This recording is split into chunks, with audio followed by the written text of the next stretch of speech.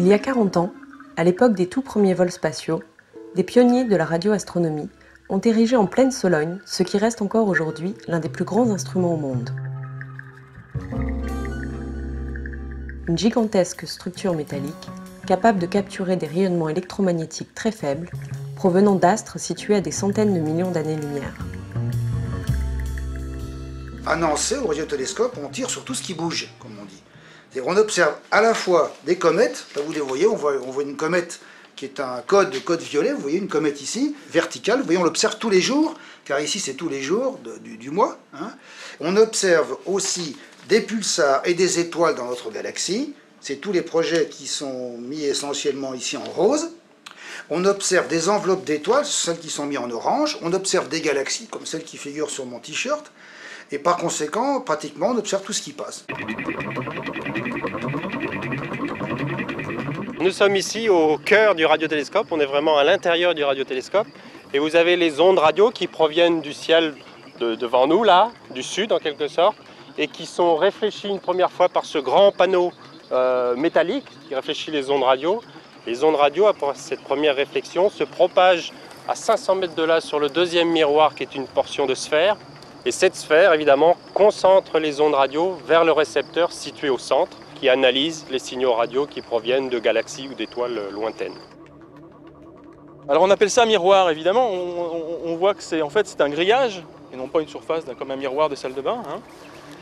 C'est un grillage, mais ce grillage qui a une maille de l'ordre du centimètre réfléchit les ondes radio auxquelles elles s'intéressent, qui sont des ondes qui tournent autour de 10 à 20 cm de longueur d'onde. Donc ça se comporte exactement comme un miroir en optique classique.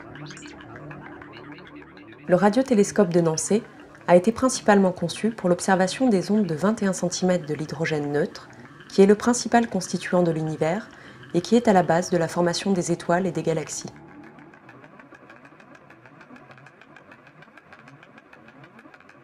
Nous sommes ici sur la passerelle du miroir mobile. C'est le miroir plan qui permet de pointer les astres que l'on veut observer.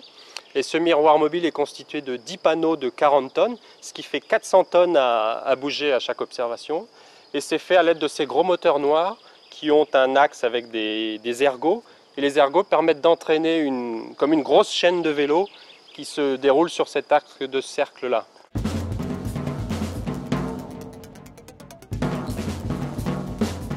Vu qu'il faut quand même une grosse force, on arrive avec des petits moteurs. Et la force est transférée dans le réducteur qui fait que ça sort beaucoup plus fort qu'à l'entrée. Chaque panneau a un mécanisme de puissance. Un mécanisme de puissance qui comporte deux vitesses. Une vitesse de dégrossissage du pointage et une vitesse de mise en précision.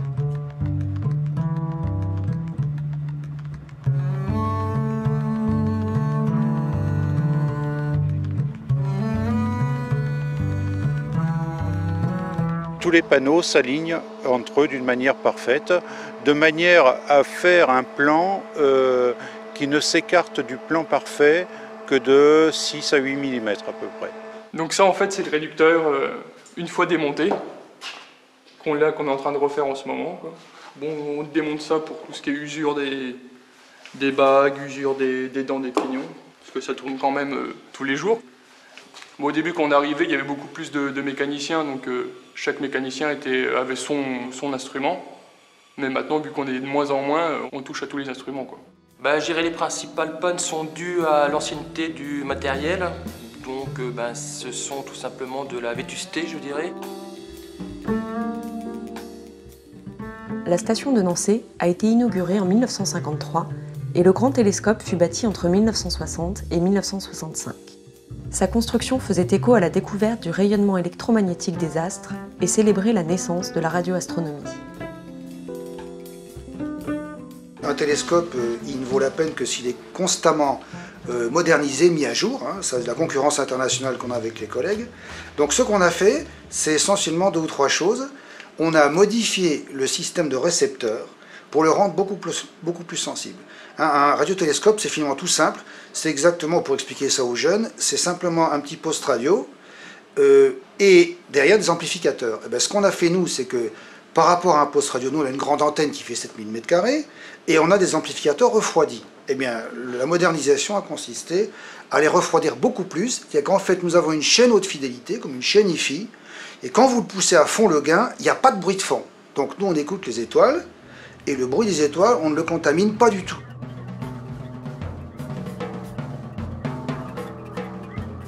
Les signaux en provenance des radiosources de l'univers sont généralement si ténus que la moindre émission d'un satellite artificiel, d'un radar ou d'un téléphone portable est susceptible de les brouiller. À Nançay, la forêt protège encore les instruments de la plupart des parasites terrestres. Mais l'un des défis de l'avenir en radioastronomie sera le filtrage de cette pollution électromagnétique produite par l'activité industrielle et le développement des télécommunications. Alors l'instrument est très sensible et la salle de contrôle est remplie d'ordinateurs qui pourraient produire des parasites gênants pour les observations. Donc on a complètement engrillagé le bâtiment d'une cage de Faraday qui bloque ces rayonnements néfastes aux observations. Pour commander le radiotélescope, on dispose de plusieurs ordinateurs. Un qu'on va appeler l'ordinateur principal et qui est chargé de faire l'interface entre l'homme et la machine. Et puis plusieurs autres ordinateurs qu'on va appeler des esclaves et qui sont dépendants de cet ordinateur principal et qui vont gérer chacun un élément particulier du radiotélescope. Après réflexion sur le miroir fixe, les ondes radio sont renvoyées vers le chariot mobile que l'on voit ici. Et après 2 réflexions sur 2 miroirs dont la forme a été spécialement calculée en Australie, les ondes radio sont reçues au niveau du récepteur en haut. Ce chariot est mobile selon 2 axes, le long de la voie que l'on voit là, et également en hauteur, ceci pour compenser la rotation de la Terre et permettre l'observation des astres pendant environ 1 heure. Alors c'est ici dans la partie haute du chariot mobile que les ondes radio, après réflexion sur les 2 miroirs du bas, rentrent dans ce qu'on appelle le cornet focal. Et là, les photons radio sont vraiment transformés en électrons, en signaux électriques. Et ces signaux électriques, par les câbles, sont envoyés au centre de contrôle du télescope.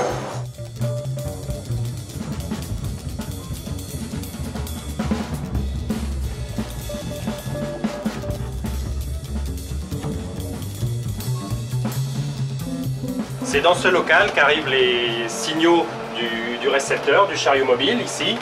Et le signal rentre de ces armoires électroniques et est redistribué aux différents moyens d'analyse qui se trouvent autour du radiotélescope. C'est peut-être un analyseur de spectre ou l'instrumentation pulsar à 2 km de là sur la station. Alors, nous voici en face de l'analyseur de spectre. C'est ici qu'on va découper le signal radio en différentes fréquences, un petit peu comme on peut décomposer la lumière en différentes couleurs. Et c'est avec cet instrument-là qu'on va mesurer la quantité d'hydrogène qu'il y a dans les différents objets que l'on observe avec le radiotélescope.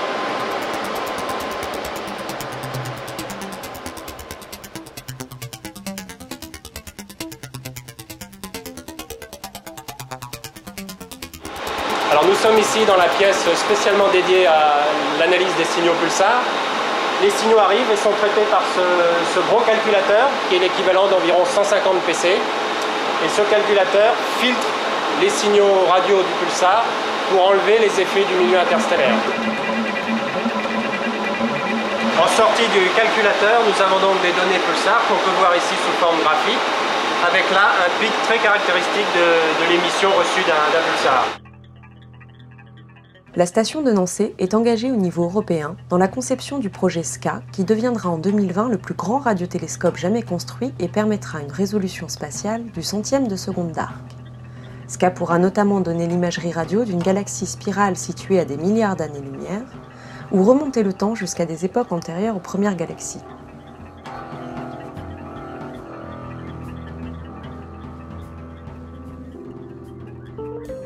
Une partie du prototype de SCA sera installée sur la station de Nançay dès la fin 2006 pour procéder aux premiers tests et développer les logiciels spécifiques de traitement et d'analyse de ces données très complexes.